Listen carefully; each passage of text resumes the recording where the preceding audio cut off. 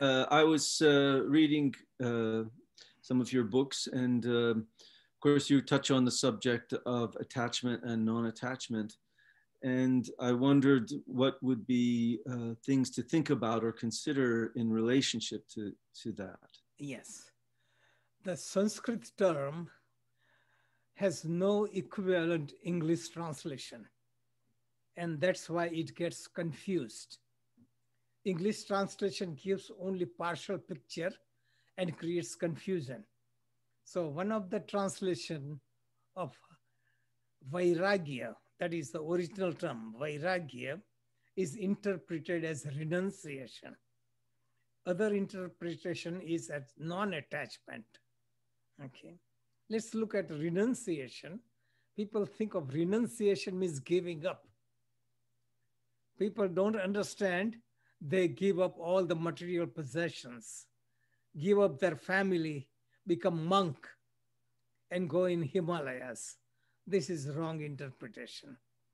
Non-attachment again is a positive, but people take it at a wrong level. Non-attachment to the habit or to material things are understandable. But they say, how can I be non-attached to my wife, my father, my mother? So they try to practice non-attachment. What they are practicing is indifference. That is worst. Okay. Let me explain first the original concept of Patanjali. He puts in the form of sutra. Sutra means thread, a single line that carries very deep meaning. So, first chapter, sutra number 15, he says, Drushta Anusravika Vishaya Vistrusnasya Vashikara Sangna Vairagyam. That is the one. Vairagya is to give up attachment to pleasure from whatever is said or heard.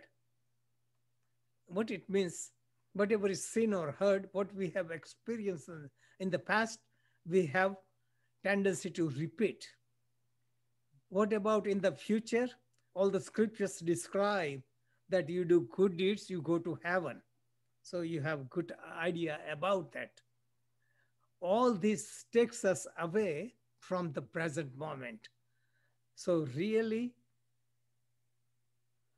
Vairagya is renunciation, and true renunciation is not giving up anything, but things fall away.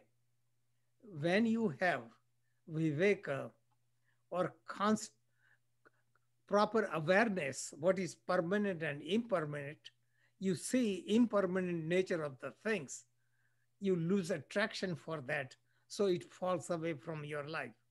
Just like in the fall, all the dry leaves fall away without effort. So this is true renunciation. You evolve spiritually, so things fall away. Coming to non-attachment, non-attachment is very difficult, especially at emotional level. At emotional level, there is always love and attachment. We build love and attachment simultaneously because with the association. So if you want to break away from attachment, you will be indifferent. Instead, understand the mechanism. Love is produced in the heart. Attachment is produced in the mind. So this is the confusion that takes place. Instead of heart, we look at the mind. Mind means conditional relationship. Anything you do, you want a reward. You want thank, something like that. Heart is unconditional love. It doesn't look for anything. So how can you deal with love and attachment together? The solution is get more into love and there is less attachment. Instead of love and attachment together, occupy yourself with love so much there is no room to think in the mind. The basic problem is when you are thinking, you are in attachment, you cannot love. When you are in love, you are not thinking, your mind is blank. So, cultivate it gradually. By cultivating love, attachment reduces. This is the answer. So, Patanjali describes further that this is primary state of renunciation. Advanced state, sa tu purushu khyate hai guna vaistrushnyam. Translation is Paravairagya or supreme renunciation takes place when one experiences the spark of God and then one rises above three qualities of nature. So, really, that is very high state. We don't need to worry about it. So, we have to work on renunciation. Other place, Patanjali describes that what are all the hindrances. And one place he says, avidya, asmita, raga, dvesha, abhinivesha. Two of them are raga and dvesha. Raga is running towards pleasure. Dvesha means running away from pain. So, what is Vairagya or non attachment or renunciation is not to be impressed by pleasure or pain, gain or loss. That is non attachment. That is to flow with life, to, to undo. And that is in line with philosophy or become a drushta or observer or become sakshi or witness. Observer or witness, we are apart from things so that things happen and we are not touched by it. The example is center of a wheel doesn't move at all while all the points on the circumference change. Same way, when we are established in ourself, we remain untouched.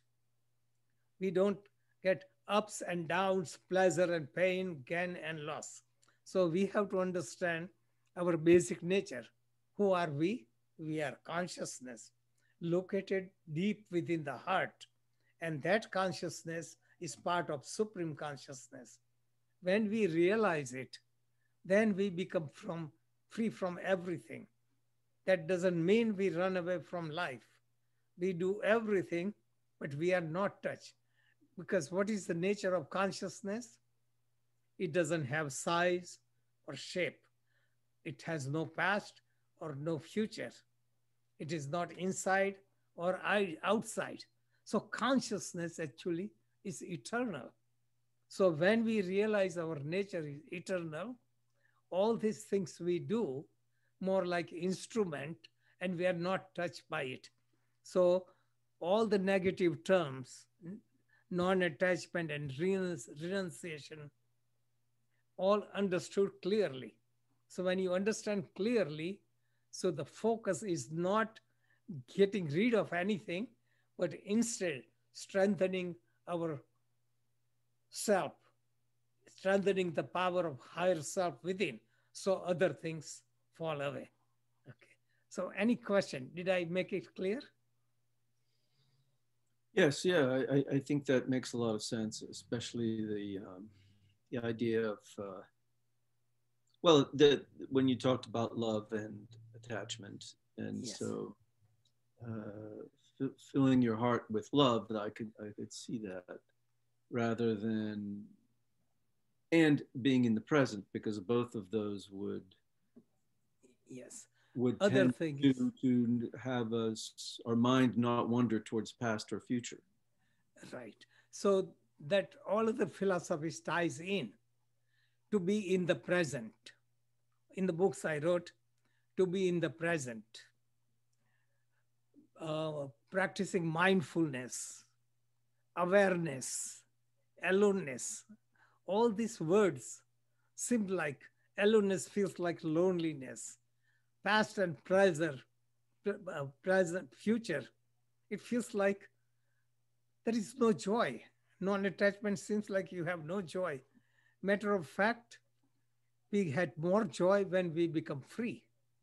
Attachment is like strings. See, when you attach to a person or a thing, strings are attached so that they control us. They push our buttons. We have no freedom. Freedom comes when we cut off the strings. When we cut off the string, we can provide better service to those people and those situations. And we find greater joy, greater freedom. As long as we are attached, we are affected by stress, anxiety, fear.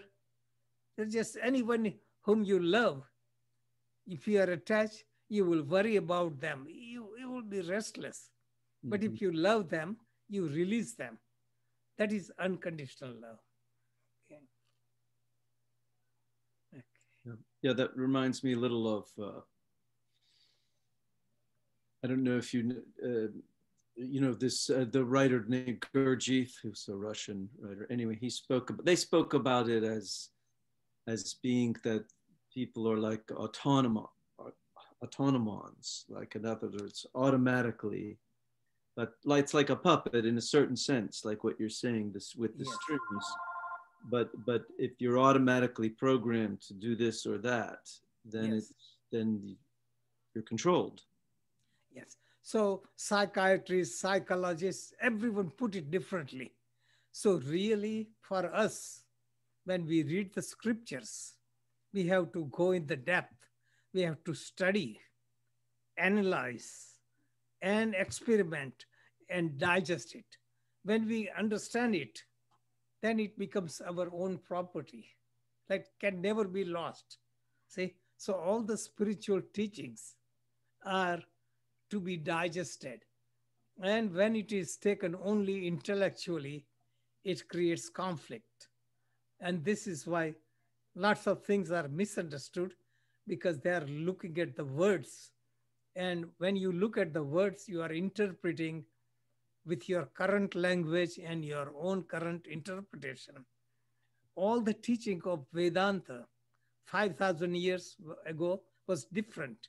All the words were different. Buddha used the same words, had different meaning 2,500 years ago. Things changed in 2,500 years. Right now, everything is changing. So, really, dynamic approach is to get the essence. What Patanjali wrote in the form of sutra are so deep. You can read all the interpretation of all the scholars, you still be confused. But if you really meditate on yours by yourself, you will get some answer. This is the approach I have taken about all these things. I do not go to any schools and all these things because I was interested in subjective study. That means I read Gita, Upanishad, Quran, Bible. I found no conflict. Scientists do is objective study. Objective study can buy comfort, but cannot buy mental peace. So my approach is subjective. Subjective. So really, the essence of non-attachment is not worrying about giving up this, not doing but undoing, flowing with life. All we do is strengthen ourselves so it shines by itself. All the attachments will fall away. Okay. Makes sense. Okay. Good. Thanks. Okay. Jai Bhagwan.